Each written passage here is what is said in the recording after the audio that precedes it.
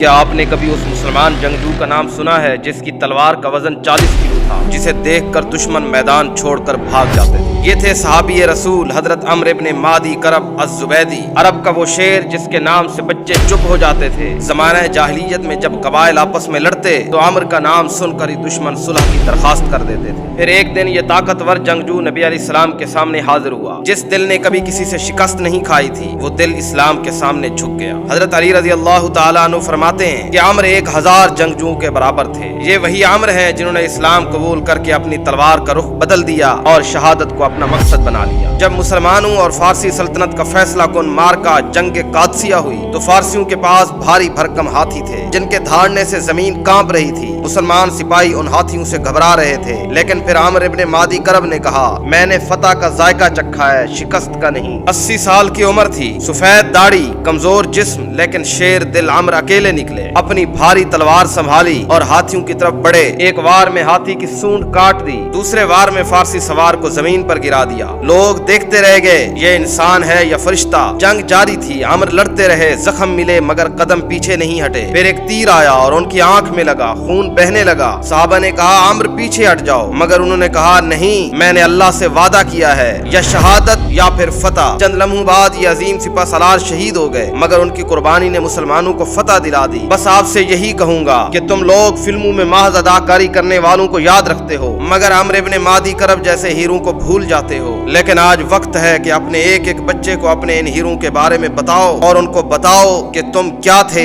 اور تمہارے باپ دادا کون تھے۔